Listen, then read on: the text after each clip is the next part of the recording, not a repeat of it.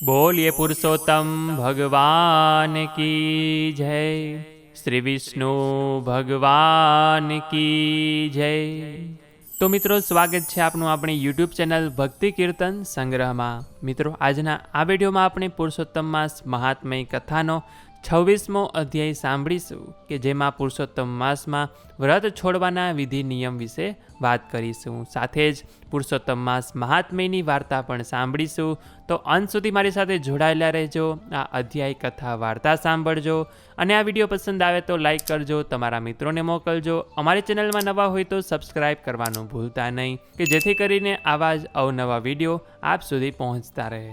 અને હા મિત્રો, જો આપને ઘર બેઠા નિત્ય અનેક સ્થળોના લાઈવ દર્શન કરવા હોય તો વોટ્સએપમાં અમારો ગ્રુપ છે કે જેમાં અમે દર્શન કરાવીએ છીએ। તો તે ગ્રુપમાં જોડાવા માટે અહીંયા જે વોટ્સએપ નંબર લખેલો છે તેના ઉપર અમને જય શ્રી કૃષ્ણ લખીને મોકલી આપજો, એટલે આપને અમારા ગ્રુપની લિંક મળી જશે અને એમાં જોઈન થઈ જશો, એટલે આપને પણ ઘર બેઠા અનેક સ્થળોના દર્શન કરવાનો લાભો મળશે। તો આવો, હું આપનો જાજુ સમય ન લેતા આપણે આ કથા અધ્યાય વાર્તા શ્રવણ કરીએ। ओम नमो भगवते वासुदेवाय। अतः श्री पुरुषोत्तम मास महात्म्य कथा 26मो अध्याय व्रत छोड़वाना विधि नियमों। तो मित्रों आनी पहलाना विडियोमां आपणे सांभळ्युं के पुरुषोत्तम मासनुं जे लोको व्रत करता होय तो तेनी उद्यापन विधि केवी रीते करवी जोईए। हवे व्रत छोड़वाना नियमों शुं छे तेना विषे आपणे वात करीए।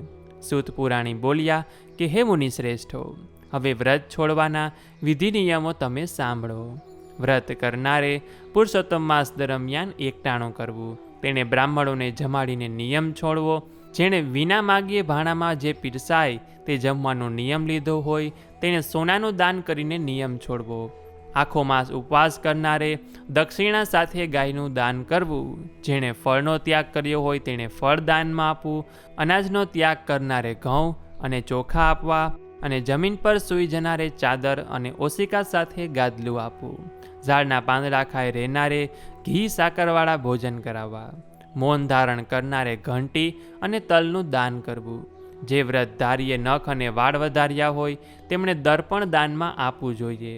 જોડા ન પહેરનારને જોડાનું દાન આપવું। મીઠાનો ત્યાગ કરનારે સાકર દાનમાં આપવી જોઈએ। દરરોજ ઘીનો દીવો કરનારે તાંબાના વાસણમાં પિત્તળની દીવી મૂકી સોનાનું દાન કરવું। એકાંતરે ઉપવાસ કરનારે 8 કળશોનું દાન કરવું। આ બધા કળશો વસ્ત્ર સહિત તથા સોનાયુક્ત હોવા જોઈએ। છેલ્લે 30 લાડુ, છત્રી, બળદ તથા પગરખાનું દાન કરવું।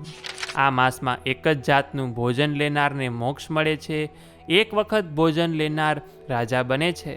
અડદ ન લેનાર નિષ્પાપ બની વૈકુંઠ લોકમાં જાય છે। શુક્લ તથા કૃષ્ણ પક્ષની 10મ, 11 અને 12 ઉપવાસ કરનાર દેવલોકમાં જાય છે, તે વૈકુંઠ ધામ પામે છે। આ માસમાં બ્રાહ્મણે પોતાને ઘેર ઘાણી પીલાવી નહીં। આ દોષને લીધે તે ચાંડાલ યોનિમાં જાય છે અને કોઢના રોગથી પીડાય છે। ઉપરાંત શુદ્ર જાતિના મનુષ્ય દર્ભો ઉખેડવા નહીં, કપિલા ગાયનું દૂધ પીવું નહીં, ખાખરાની પત્રાવલીમાં જમવું નહીં, પૂરા ડોઝ ખાવો નહીં, જનોઈ પહેરવી નહીં, વૈદિક ક્રિયા કરવી નહીં વગેરે નિષેધ કરેલ છે। આનાથી વિરુદ્ધ જનાર નરકમાં પડે છે। આ વિધિ નિયમો પ્રમાણે વ્રત કરનાર પરમ પદને પામે છે। તો આ રીતે શ્રી બ્રહ્મનારદ્ય પુરાણના પુરુષોત્તમ મહાત્મયનો વ્રત છોડવાના વ્રત નિયમો નામનો 26મો અધ્યાય અહીં સંપૂર્ણ થાય છે। તો બોલીએ શ્રી પુરુષોત્તમ ભગવાન કી જય। श्री विष्णु भगवान की जय। द्वारिकाधीश की जय। तो मित्रों आ रीते आपणे पुरुषोत्तम मास महात्मय कथानो 26मो अध्याय सांभळ्यो કે જેમાં વ્રત કેવી રીતે છોડવું જોઈએ। કોઈ વસ્તુનો નિયમ લીધો હોય તો કઈ વસ્તુ દાનમાં આપીને વ્રતના પારણા કરાય છે તેના વિશે સાંભળ્યું। આવો હવે આપણે પુરુષોત્તમ માસ મહાત્મયની વાર્તા સાંભળીએ કે જેમાંથી આજે આપણે ડોશીના દીકરાની વાર્તા સાંભળીશું। ભીમપુર ગામમાં એક ડોશી રહે। ડોશીને એક દીકરો, એનું નામ ગંગારામ।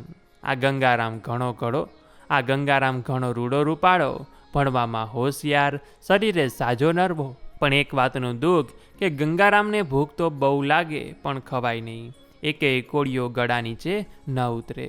ડોશીને ચિંતાનો પાર નહીં. દીકરો ખાય નહીં તો માના ગળે કેમ કરી ઉતરે.